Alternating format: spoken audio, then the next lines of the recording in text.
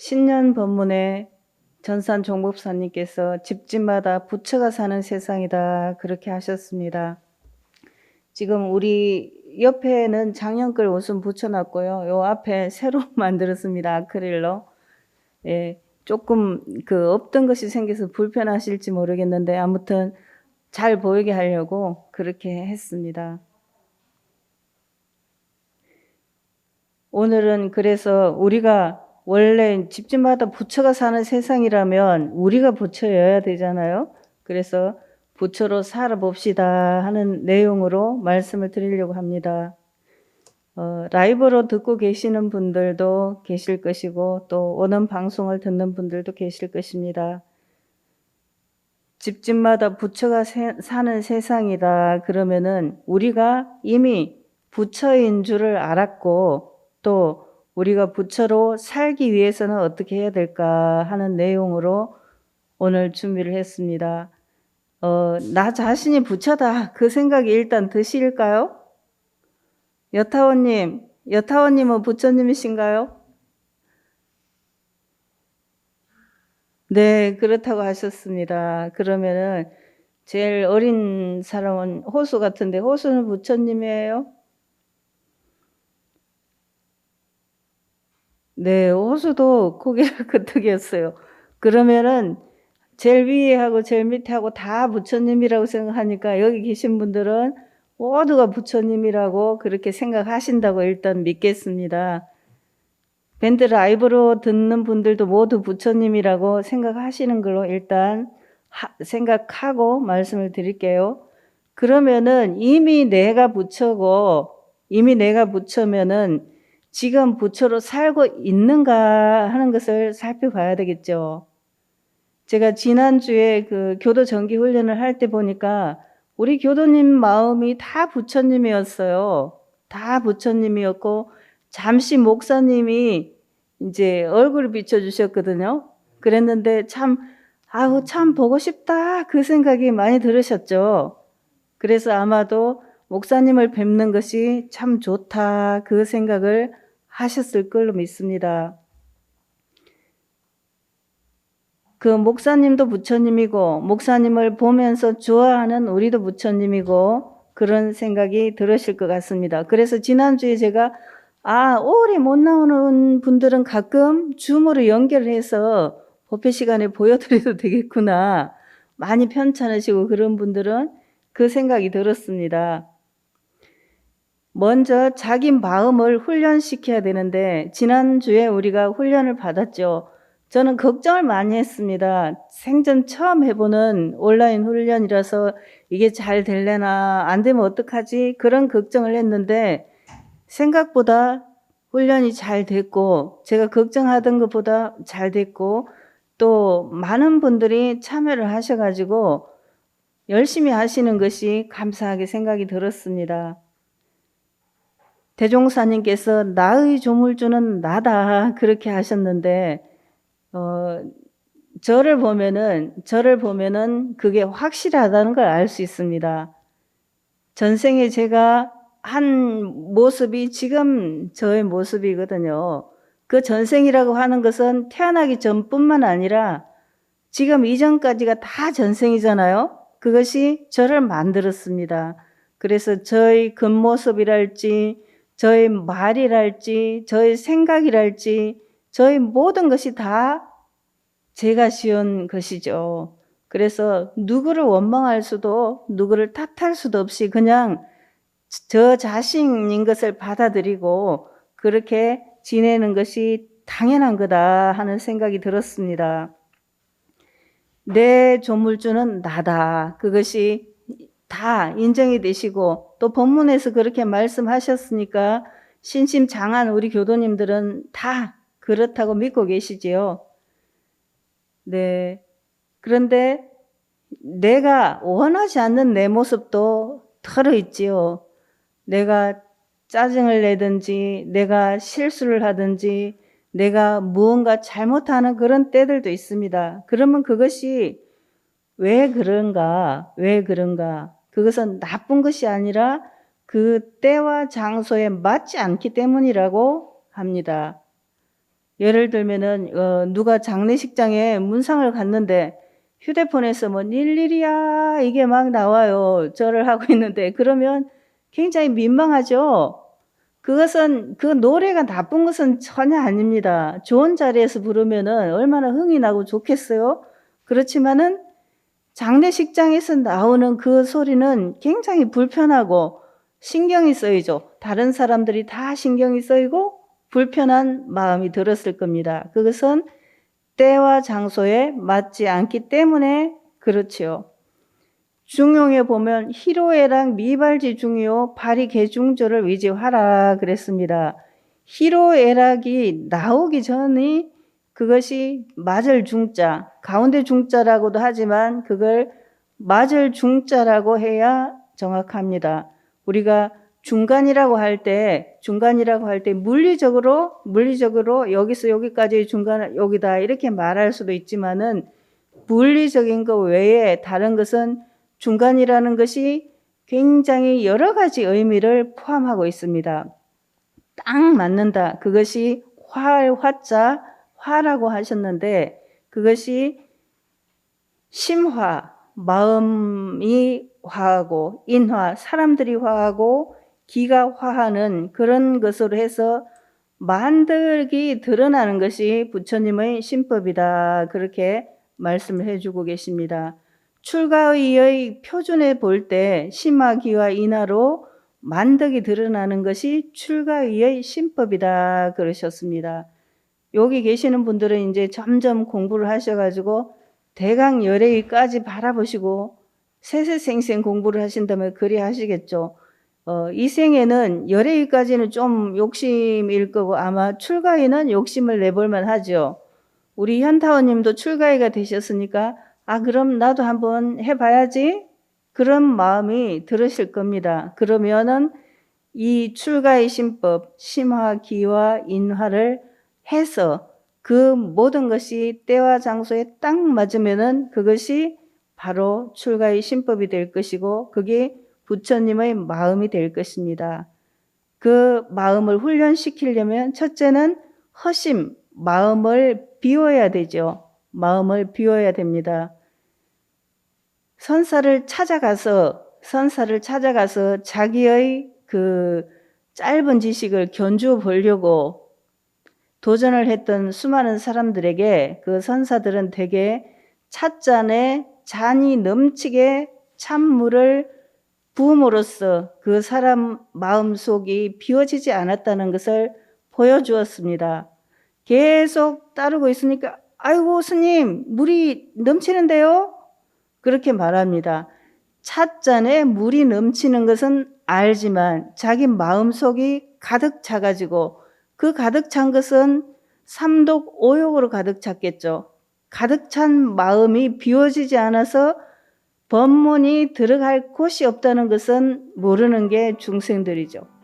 그래서 찻잔에 물을 넘치게 부음으로써 네 마음이 비워지지 않으면은 이 물처럼 넘치는 거야 하고 보여주는 거죠. 먼저 마음을 비워야 되는데 비우려면 먼저 멈춰야 되죠. 멈춰야 가능합니다. 비워야 비로소 채울 수 있다는 것은 누구나 다 아는 일입니다. 그렇지만은 저를 보면은 안 비워질 때가 많아요. 욕심이 가득 차 있을 때도 있고 또 다른 사람에 대한 원망심이 있을 때도 있고 또 다른 사람에 대해서 시기심이 있을 때도 있고 탐심이 있을 때도 있고 오만 가지 마음이 다 제 속에 가득 차 있어요. 그래서 비우기를 잘 해야 된다 하는 공부를 굉장히 중요한 공부로 생각이 됩니다. 요즘은 직업 중에서 정리해주는 사람들이 있더라고요. 가재 도구를 정리해주는 사람이 있어요. 얼마나 살림을 못하면 남이 와서 정리를 해줄까 이렇게 생각할 수 있는데 정리해주는 사람이 와서 정리를 해주는데 그 키포인트를 보면 3년에 한 번도 안 입은 옷이라면 싹 버려라. 그런데 옷을 보면 1년에 한 번도 안 입는 옷 굉장히 많아요. 많은데 또 마음에 안 들어가 새 옷을 사. 그러면 그 새 옷도 또 마음에 안 들어서 또 무거워지게 되는 거죠. 그래서 집에 물건은 가득 차고 비워지지 않는 것을 볼 수 있습니다. 근데 제가 자주 입는 옷을 보면은 굉장히 허름하고 싼 티가 줄줄 나는데도 불구하고 그게 편하면은 그 옷을 자꾸 입더라고요. 그렇게 하면은 이제 안 입는 거, 좀 좋은 거지만 비싼 거지만 안 입는 거, 그것들은 정리를 해야 되는 거죠. 비워야 채울 수 있다. 누구나 다 아는 일이지만은, 누구나 그렇다고 생각하지만은 잘 비워지지 않는 것이 아직 부처가 되어가는 중인 우리들인 거죠. 부처가 완전히 되었다면은 확실하게 비워서 허심이 되었을 것입니다. 둘째는 일심입니다. 무시선법에 육건이 무사하면, 일이 없으면은 잡념을 제거하고 일심을 양성하라 그랬습니다. 육건 안이비설신이 정말 잘 때도 꿈을 꾸잖아요. 잘 때도 꿈을 꿔요. 낮에 오만 생각을 하는 것은 물론이거니와 자면서도 생각을 비우지 못해가지고 잘 때도 꿈을 꿀 정도니까 일심이 잘 안 되고 잡념이 많다는 거죠. 그래서 그 잡념을 대치하는 방법으로 새벽에는 수양 정진을 하죠. 선과 기도를 하고 낮에는 보험 본공을 하고 저녁에는 연불일기로서 참회 반성을 하는 그런 일을 하게 됩니다. 육건이 무사하면 잡념을 제거하고 일심을 양성하라. 골수 기독교인 시의원이 있었어요. 근데 그분이 이제 삼선을 했었는데 굉장히 열심히 일을 해요. 그러니까 열심히 일을 하니까 무슨 일이 생기냐면 주변 사람들이 열심히 일을 하는 것을 칭찬만 하진 않죠. 칭찬만 하지 않고 무슨 이렇게 긁어내리는 소리를 계속해요. 근데 제가 어느 때 이 무시선의 강령, 육건이 무사하면 잡념을 제거하고 일심을 양성하고, 육건이 유사하면은 불의를 제거하고 정의를 양성하라. 그것이 원불교에 있다. 그렇게 말해줬더니 자기가 수첩에 적으면서 자기가 그거를 공부를 해야 되겠다는 거예요. 기독교인이지만은 그 법문을 잘 알아듣고 정말 자기에게 필요하다. 자기도 공부하고 다른 사람에게도 알려줘야 되겠다 하면서 적었습니다. 그분은 여성인데 아마 제가 생각할 때는 굉장히 국가에도 이바지할 수 있는 그런 분이에요. 일심, 우리는 일심 공부는 너무나 많이 하고 잘 하고 있기 때문에 아마 어렵지 않게 잘 하고 계시리라 그렇게 믿습니다. 대산종사께서는 일을 당하여 잡아도 급하지 않고, 일을 해도 급하지 않고, 우리가 무슨 일을 하면 마음이 급해져갖고 조급해져가지고 실수를 하는 경향이 있더라고요. 놓아도 잊어버리지 않으면은 마음을 수호하는 일심 공부가 된다 그랬습니다. 무슨 일을 당해서 일이 생기면 막 마음이 급해지죠. 그래서 천천히 하면 실수하지 않을 일을 빨리 하느라고 실수하는 경우가 많이 있습니다. 무슨 일을 할 때, 그 일을 할 때에 잘 안 되고 마음이 조급증이 생기면은 장소를 이동해 보라 그랬습니다. 이동하려면 뭘 해야 되죠? 걸어야 되죠. 그러면은 사람들이 걷기를 잘 하면은 생각이 많이 정리돼요. 철학자들 중에 걷지 않은 사람이 없더라고요. 자꾸 걸어보면은 생각이 정리되고 여기서는 불같이 화를 낼 일이 잠깐 이 자리를 떠나서 보면은 이게 객관적으로 보이죠. 여기의 상황이. 그래서 그 실수를 안 하게 되고 조금 더 여유 있게 취사할 수 있는 그런 마음이 생기는 것을 볼 수 있습니다. 마음을 잘 지키는 일심 공부, 그 공부를 우리는 늘 하고 있기 때문에 이 일심 공부는 원불교에서 거의 트레이드 마크처럼 열심히 하고 있는 그 공부 중에 하나죠. 세 번째는 전심 공부입니다. 전심. 이제 구를 전자죠. 전달하다, 바뀌다 이런 뜻이 들어 있습니다. 마음을 전환시키는 것, 바꾸는 것을 말합니다. 터닝 포인트를 만드는 거죠.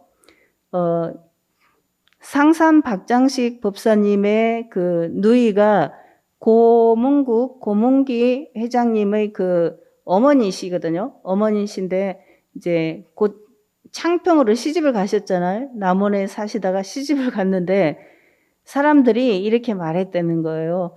아유, 저 사람은 원불교에 환장한 사람이다. 원불교에 환장한 사람이다. 우리 교도님 중에도 막 원불교에 열심히 하고 그러는 사람을 보면 옆집 사람이 저 사람은 환장했나 봐 이렇게 말하잖아요. 그러니까 그걸 보통 사람 같으면 욕이라고 생각하겠죠. 환장하겠네 이렇게 하는 것도 안 좋은 말이기도 하고, 남이 환장했다 이렇게 말하면은 잘못됐다고 말하는 거죠. 그런데 그분이 어떻게 했냐면, 그래 나는 환장하고 싶어. 중생의 장기를 부처의 장기로 바꾸고 싶어. 환장하려고 노력하는 중이야. 그렇게 말씀하셨다는 거예요. 우리 교도님들도 환장을 하려고 애를 써야 되는데 환장을 하려고 애를 쓰고 계시나 모르겠습니다. 네, 우리 총재님은 열심히 고개를 끄덕이셔서 아마 애를 잘 쓰고 계신 것 같습니다. 범부의 창자를 중생의 창자로 바꾼다. 정말 쉽지 않은 일이죠. 쉽지 않은 일이지만 그렇게 해보는 겁니다.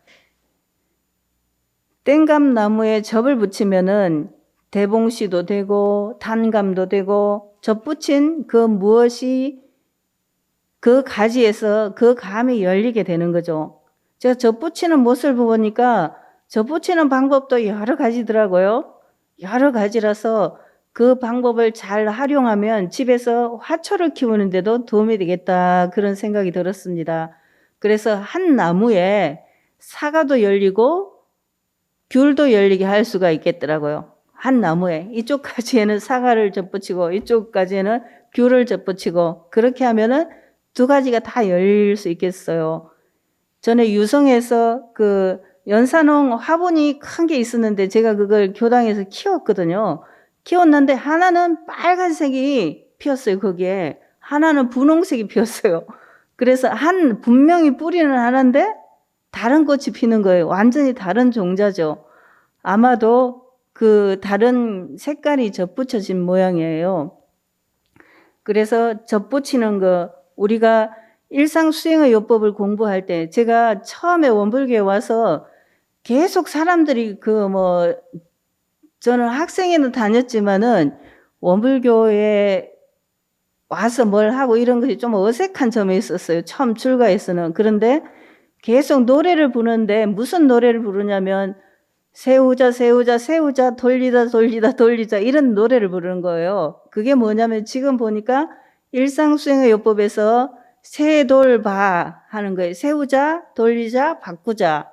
그러니까 원망생활을 감사생활로 돌리자. 이렇게 하는 세우자 돌리자 바꾸자, 이런 노래로 일상수행의 요법을 공부하는 것을 그때 봤습니다. 우리가 전심, 마음을 돌려서 범부의 마음을 중생의 마음으로 바꿔가는 것이 바로 전심입니다. 그래서 한 마음, 일심을 챙기는 것, 그것은 무엇에서 가능하냐면 마음을 비워야, 허심이 되어야 일심이 가능하죠. 그리고 일심이 되면은 전심이 가능할 수가 있죠. 일심이 되면 전심이 가능합니다. 그래서 전심이 되면 마음을 돌리면은 편안하고 행복해집니다. 마음을 돌리면 편안하고 행복해지죠. 그렇게 해서 자기 마음을, 내 마음을 훈련시켜야 됩니다. 우리가 교도 정기 훈련을 하루 하는 건 너무 작은 거예요.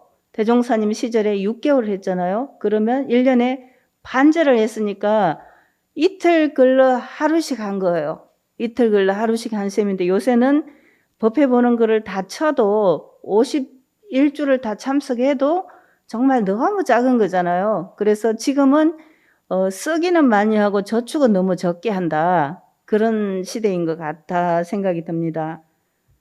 마음을 훈련시켜야 되고, 두 번째는 세상의 주인이 되어야 합니다. 세상의 주인.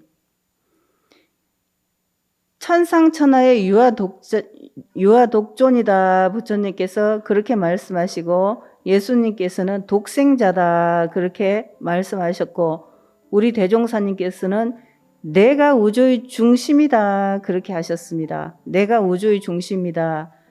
내 있는 자리가 우주의 중심이라는 거죠.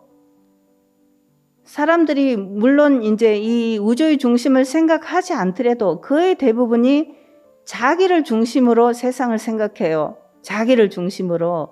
그래서 자기의 시각에서 모든 것을 보고 자기의 시각에서 모든 일을 하게 됩니다. 시장의 물건들이 다 나에게 제발 나를 사가요, 나를 데려가요 이렇게 하죠. 그리고 요즘 이제 여기 강변북로에 보니까 벚꽃이 거의 다 피었어요. 어쩌냐게 비에 많이 떨어지지 않나 걱정이 될 정도로 많이 피었습니다. 그 꽃들도 제발 나를 보러 와요. 노래에 날 보러 와요 이런 노래가 있잖아요. 그렇게 자꾸 보러 오라고 해요. 그래서 사람들이 다 아마 보러 가는 거 아닌가 그런 생각이 듭니다. 어제 꽃 사러 가면서 보니까 삼벗이 벌써 피었더라고요. 보통 일반 그 밑에 있는 벚꽃보다 삼벚꽃이 늦게 피는데 벌써 피었어요. 그러니까 이게 한꺼번에 피고 곧 또 져버리는 한무 11홍이 되지 않나 그런 생각을 해봅니다. 모두가 대종사님께서는 경편철도 말씀을 하시면서 경편철도 대종사님을 자가용으로 모시지 못해서 안타까워하는 제자에게 대종사님은 철도의 기차 칸에 있는 화장실을 청소를 하셨죠. 청소를 하시고 그러면서 너는 참 어리석구나. 나는 이 기차의 주인인데 너는 여태 기차를 하나 갖지 못했냐 그렇게 물어보십니다. 우리들이 사용하고 있는 지하철이며 버스며 비행기며 모두 우리가 갖고 있는 거죠. 그런데 그 주인이라고 하는 사람들은 애써서 그 물건을 관리해주고 지켜주고 고장나면 고쳐주고 그 일을 한단 말이죠. 우리는 차비 얼마만 되면 그걸 다 이용할 수 있는데, 그래서 대종사님의 그 경편철도 법문을 생각하면은 세상의 주인이 된 사람들이 할 수 있는, 세상의 주인인 우리들이 얼마나 행복하고 고마운가 하는 생각을 할 수 있습니다. 옛날에 그 용타원 서대인 종사님 법문하시면서 그런 말씀을 하시더라고요. 어디 지나가다가 공원 같은데 수도꼭지가 이렇게 열려 있어갖고 물이 쫄쫄쫄쫄 새고 있으면은 아이고 내 피가 흐르는 것 같다. 그렇게 하시면서 그걸 잠그고 지나가시는 거예요. 그분은 그 수도꼭지하고 사실은 현실적으로 아무 관련이 없지만은 그 수도꼭지가 있는 세상의 주인이신 거죠. 주인이시기 때문에 수도꼭지를 잠글 생각을 하고 그것이 정말 내 피가 흐르는 것처럼 아깝다 이렇게 생각할 수 있는 거라 생각이 됩니다. 우리 교당에도 주인이 참 많이 있습니다. 여러 가지 건물을 관리하는 주인, 또 유지해주는 주인, 다른 교도님을 도와주는 주인, 많은 주인들이 계시는데 스스로 주인 되는 사람은 그냥 누가 안 시켜도 주인인 거죠. 주인입니다. 그렇지만 늘 손님이 되면은 불평불만이 많아요. 불평불만이 내가 평소에 뭔가에 불평불만이 많다면 아직 주인이 덜 됐구나 이렇게 생각하시면 될 것입니다. 그 다음은 그 모든 것을 통해서 은혜가 나와야 됩니다. 해생의은, 은생의해 하는 말이 이론상 서원문에 있죠. 은혜에서도 해가 나올 수 있고 해에서도 은혜가 나올 수 있고 또 은혜에도 은혜가 나올 수 있고 해에서도 해가 나올 수도 있죠. 그런데 우리는 해에서도 은혜가 나오게 해야 된다. 그런 말씀입니다. 독사가 물을 마시면 독이 되고 젖소가 물을 마시면 우유가 된다. 그런 비유를 우리가 많이 듣게 되는데 무엇을 어떻게 활용하냐에 따라서 그 결과는 굉장히 달라질 수가 있는 거죠. 활용하는 방법이라든지 활용의 내용에 따라서 달라지게 되는 것입니다. 대종사님께서는 칼의 비유를 들어주셨죠. 물질 문명의 발달됨에 따라서 물질을 사용하는 사람의 정신이 바르지 못하면은 그것은 마치 어린 아이에게 칼을 들려준 것과 같다 그랬습니다. 그 어린 아이는 칼을 어떻게 쓸지를 모르죠. 그렇기 때문에 칼을 가지고 놀다가 자기 손을 베이기도 하고 또 다른 사람을 다치기도 하고 그럴 수가 있죠. 예전에 대만 박물관에서 어린아이가 박물관에서 뛰다가 수억짜리 골동품을 깨트린 거예요. 그 애기는 그게 수억인지 100원인지 모르잖아요. 그렇지만 그 가치를 보자면은 너무나 안타까운 거죠. 그걸 깨트렸으니까. 그렇더라도 그 애를 어떡하겠어요? 그 애를 혼낸다고 그 깨진 물건이 붙어지는 것도 아니고 몰라서 그런 거죠. 몰라서. 그 아이가 그것을 알았다면 어릴 때도 이해를 시키면 다 알아듣잖아요. 조그만 애들도 다 이거는 굉장히 조심해야 된단다 이렇게 하면 알아들어요. 애들이 천방지축으로 날뛸 때는 뜨거운 것을 잘 모르면 그 뜨거운 데다가 손을 이렇게 살짝 갖다 대주면 아 뜨거워 해서 다음에는 뜨거운 물건을 함부로 짚지 않게 되는 그런 교육이 절로 되는 것처럼 그렇게 되는 거죠. 무엇을 하든지 그 속에서 은혜가 나와야 된다 하는 생각을 할 수 있습니다. 어린아이가 정말 귀중한 물건이라면 골동품, 수억짜리 골동품이라면 그것이 어린아이가 뛰어도 안 떨어지게, 안 깨지게 해 놓는 것이 먼저인 거죠. 먼저인 거고 그 다음에 그 아이에게 조심해야 된단다 이렇게 말해줘야 되겠죠. 그래서 옛날 스승님들은 견성한 제자라도 바로 인정을 하지 않고 수증, 점점 닦아서 증득해 가도록 그렇게 하셨습니다. 그래서 대종사님께서는 앞으로는 집에서 다 견성을 하고 보림하기 위해서 공부하려고 나올 것이다 그렇게 하셨어요. 근데 지금 보면은 옛날에 제가 어렸을 때 예를 들면 제가 10살 때의 지식 수준하고 지금 10살하고는 천지 차이인 것 같아요. 그 애들은 지금 제 지식하고 크게 차이가 없어요. 그 모든 것을 다 알거든요. 어려도. 그런 다음에 앞으로는 점점 더 하겠죠.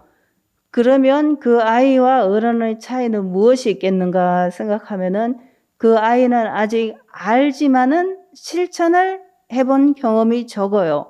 그런데 우리는 아는 것을 실천해 본 경험이 많죠. 실천을 통해서 실패도 해봤고 성공도 해봤기 때문에 어떻게 하는 게 잘 되는 줄을 잘 알고 있습니다. 그래서 우리가 부처이고 스스로 부처이고 집집마다 부처가 사는 세상이 되려면 그리고 우리가 부처로 살려면은 내 마음을 훈련시키고 내 마음을 훈련시켜서 원래 마음을 비우고 일심이 되고 전심이 되는 그런 공부를 하고 세상의 주인이 되어서 그 주인을 통해서 세상에 은혜가 나오도록 해야 내가 비로소 부처라고 할 수가 있고 우리가 사는 세상이 부처가 사는 세상이 될 것이고 그 사람이 사는 집이 바로 집집마다 부처가 사는 세상이 될 것입니다. 우리 교도님들께서는 정말 열심히 공부하시고 열심히 일하시고 열심히 수행하시고 그러시기 때문에 부처가 되는 길에 훨씬 더 가까워졌으리라 그렇게 생각이 됩니다. 제가 어떤 분하고 이야기를 나눌 때에 보니까 원불교를 믿는 사람이 참 다행이다 그런 생각이 들었어요. 교도를 늘리기 위해서 그렇게 하는 것이 아니라 그분은 신앙이 없는 분인데 말하자면 그릇이 자기에게 여유는 많아요. 지식도 있고 돈도 있고 그런데 이게 그릇이 작기 때문에 이것을 넓게 쓸 생각을 못하는 거예요. 근데 그 사람이 이 교법을 알았더라면 훨씬 더 빛나게 자기 인생을 빛나게 쓸 수가 있을 겁니다. 우리가 황금 덩어리를 갖고 있어요. 내가 부처라는 황금 덩어리를 갖고 있어. 그러면 그 금덩어리를 가지고 어떻게 하겠어요? 그거를 그냥 디딤돌로 쓸 수도 있고 다다미돌로 쓸 수도 있고 또는 담벼락을 쌀 때 쓸 수도 있죠. 그렇지만 그걸 지혜로운 사람이라면 그 황금 덩어리를 팔아서 그것이 많은 사람들에게 유익하게 쓰여지게 하겠지요. 우리가 부처라는 황금 덩어리를 갖고 있어요. 이미 갖고 있어. 그러면은 그것을 잘 현금으로 바꾸든지 뭘 하든지 해서 그것을 통해서 세상에 은혜가 나타나게 할 수 있을 겁니다. 우리 교도님들은 황금 덩어리를 다 갖고 계시기 때문에 그와 같이 잘 하실 걸로 믿고 저도 제가 가진 황금 덩어리를 잘 사용해서 세상에 은혜가 나타나는, 그래서 저 자신이 부처가 되고 부처로 살아가는 사람이 많은 그런 세상에 도움이 되도록 노력하겠습니다. 감사합니다.